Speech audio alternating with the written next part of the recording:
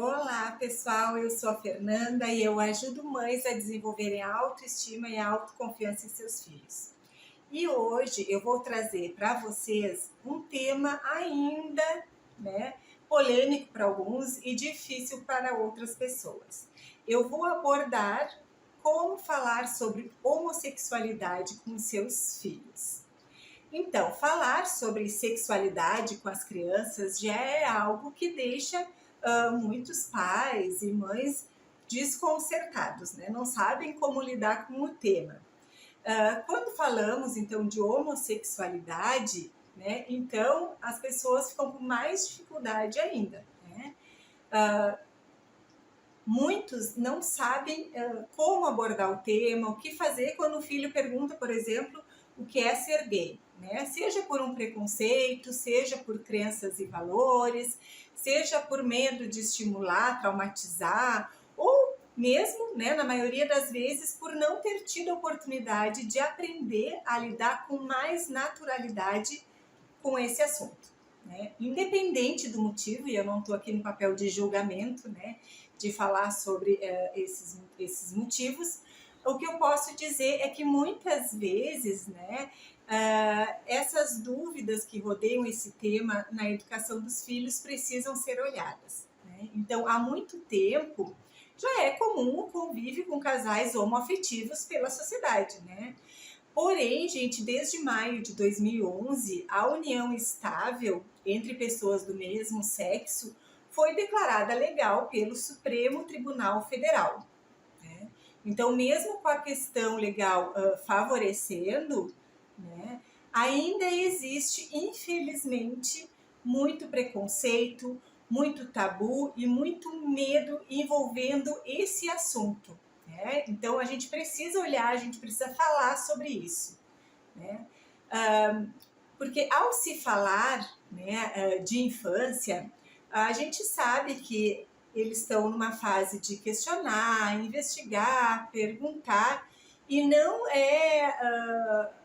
e isso a gente tem que levar em consideração, né, da criança essa curiosidade, né? E considerando que a cada dia é mais comum, né, e tem que ser mais comum o convívio com casais homoafetivos, sejam na rua, na família, na escola, na TV, na internet ou em qualquer outro ambiente social, né? Não adianta a gente querer fugir desse assunto e nem deve fugir, né? Uma vez que a qualquer momento o seu filho irá certamente entrar em contato com essa realidade. Então, gente, pensando assim, né, é importante falar sobre o assunto com as crianças. Né? Porém, claro que a gente tem que ter alguns cuidados para abordar esse assunto. Né? Por exemplo, a gente tem que deixar que a criança também fale, respeitar o tempo da criança, porque não existe uma idade certa para abordar o assunto. Geralmente a gente espera, a gente aguarda a criança trazer alguma pergunta, né? Ou então a gente aproveita essa oportunidade quando eles perguntam alguma coisa, né? A gente aproveita para tirar essa dúvida, né? Sempre respondendo de forma direta, clara, de acordo com a idade, aquilo que foi perguntado. A gente não precisa antecipar informações, né? Respeitando, então, a idade da criança, da infância. Né? A gente também deve cuidar o uso adequado da linguagem, com respeito, coerência e, como eu sempre digo, de acordo com a idade da criança. Eu vou contar para vocês uma experiência pessoal que eu tive na minha vida, né? Eu passei por uma situação e eu vou contar para vocês, vou dividir, vou compartilhar com vocês a minha experiência. O Dindo de um dos meus filhos, eu tenho 3 filhos, e o Dindo do meu filho do meio, ele é homossexual. E ele se hospedou por um período na nossa casa. E o meu filho era pequeno na época e as crianças do prédio começaram a tirar ele, dizendo: ai, teu Dindo é gay, né? E riam dele, diziam: tu tem um Dindo gay, teu Dindo é gay. Um dia ele chegou então em casa muito triste, né? Dizendo que as crianças estavam rindo dele porque o Dindo dele era gay. Né? Eu logo então tratei de conversar com ele e de dizer que sim, né, que era isso mesmo, que o Dindo dele era gay, que isso não tinha nada demais, e eu expliquei para ele o que era um gay, de forma muito simples e de acordo com a idade que ele estava naquela época. Então, a idade dele é que ele me fez, então, né, olhou, né, do jeitinho dele, naquela época, com aquela idade, ficou bem satisfeito com a explicação que eu dei naquele momento, né, supriu, né, a necessidade que ele tinha. Depois, uns dias depois, ele veio me dizer que os meninos voltaram a rir dele por causa do Dindo dele, que era gay, e ele olhou para os meninos e disse, sim, ele é gay. Gente, pronto, perdeu a graça para as crianças, né? Nunca mais os meninos tocaram no assunto. Por isso, gente, fale sempre a verdade, não fuja do assunto. As crianças poderão facilmente comprovar se o que você falar, né, o que foi falado por vocês, se é verdade ou não. Então, quando a gente mente, a gente acaba criando um outro problema, né?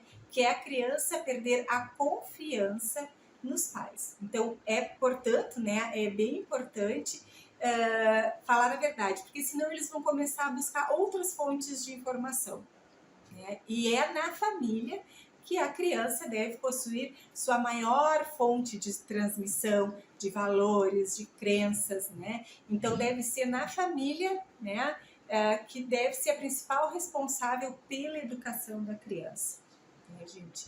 Então vocês devem, enquanto família, assumir essa responsabilidade de transmitir com transparência, com naturalidade, né, essas informações sobre essa temática, né?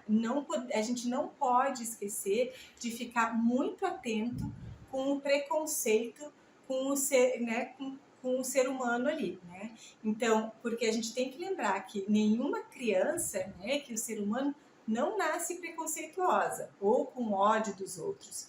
Isso é um comportamento aprendido, né, que é observado através das pessoas que o cercam, né, seja através de orientação, seja através do exemplo.